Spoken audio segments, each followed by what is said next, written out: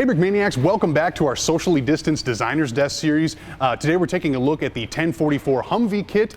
So now I'll turn things over to Dan and we'll take a little closer look at that build. Great, well this is the M1044. It is a Humvee kit made with Lego blocks primarily and made by Brickmania. So it is the model after the M1044, which was the Humvee used in the Battle of Mogadishu, particularly in the movie Black Hawk Down. So we've done this one before. It's been quite a long time. Our Humvee has changed. I've done a lot of refinements to the Humvee since our previous one. For one thing, it's longer, and we have all around the color scheme's better. Cody actually went and recolorized this based on my last Humvee. Oh, sure. So he went through, recolorized it.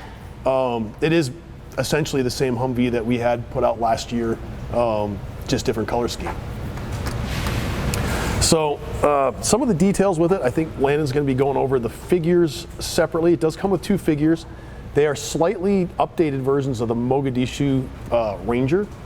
The main difference being that they have goggles on their helmets rather than on their faces. Otherwise, they are the same. We just wanted to make sure that we had some figures still available when the Humvee came out. We were hoping this would come out back in January, but the whole licensing thing took a little longer than we anticipated. So it does have this turret. It does have a Brick Arms M2HB with it, so that's standard. Comes with a kit. The turret rotates. You can fit one of the soldiers in the turret. Pretty comfortably too. Yeah, he'll sit in there, and it'll still rotate. It'll do all of its things that it's supposed to do. You can have guys inside the Humvee. It will comfortably fit four. You can close the hatch, put your guys on the inside. Let's see if we can pull this whole thing apart and show you how to get into this. The roof does come off relatively easy. If you want to get fully inside and put your guys in, it's not such a struggle as you would imagine. It's actually quite easy. Put your guys in. You put the whole thing back together. The doors do open. There's four doors on here. And the hatch opens too, correct? The back rear hatch? The rear hatch does open. I kind of have this thing blocked because the guy's arm was down. But yeah, you do have a rear opening hatches, two in fact. Both tailgates do open. Once you put your guy in, it's real easy to seal the whole thing back up. Put your roof back on.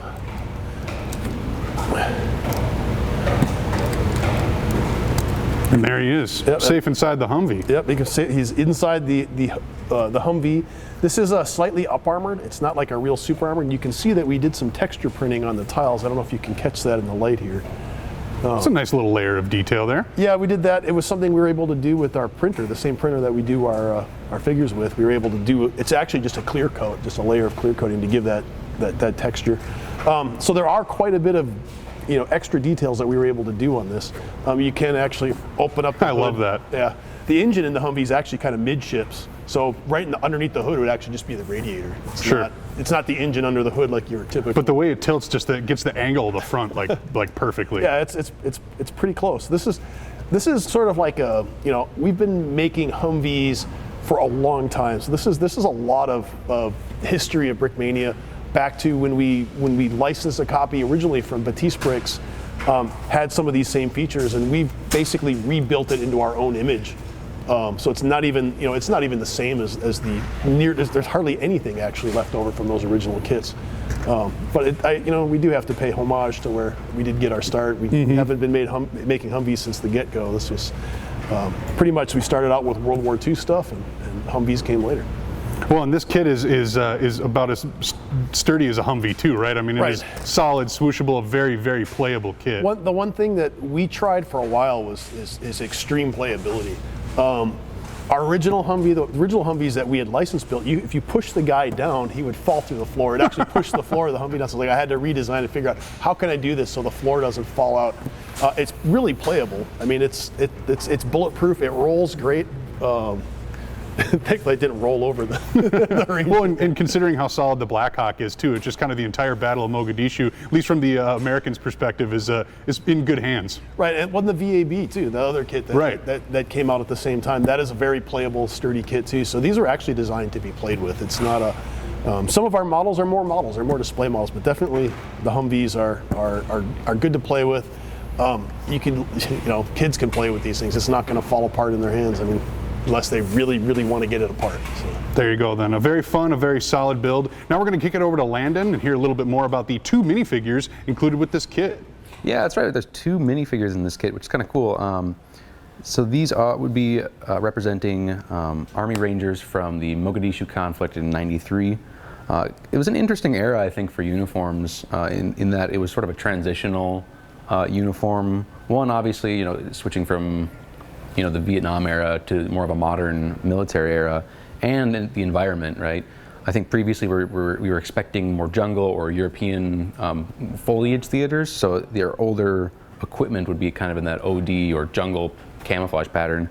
But now this new combat environment dictates that they need a desert uniform. So there's actually 3 different camouflage patterns on these guys. So as a uniform guy and a fanatic of military uniforms, do you just love this era? I really do enjoy seeing the mismatch and old gear being brought back into service, because that's what they had. And then kind of newer stuff. So going down from the top, you have, this is the chocolate chip camo, is what they referred to that as. And that's one of our earlier desert camouflages. I think it just turned out to be a bit too costly to produce.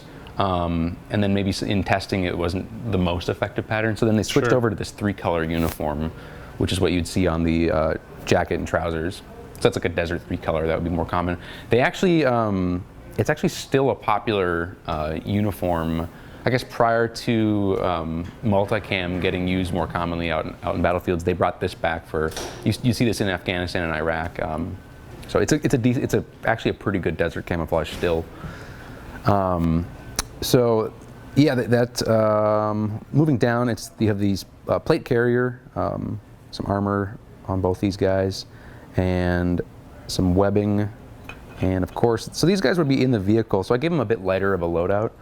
Maybe they had more of their supplies in the vehicle itself. So, and then just finishing up, you got some desert boots, and yeah, that's the 2 guys. It's a throwback artwork. We've used this before. It's nice to see these back in a kit. I think I really enjoyed making this artwork, and I think it's stood the test of time pretty well. So, yeah, that's the figures. Yeah, very, very cool. So there you have it. This is the designer's guess for the 1044 Humvee. Make sure to drop a comment in the comments and let us know what you think of this kit. Otherwise, we'll see you next time, and thanks for watching.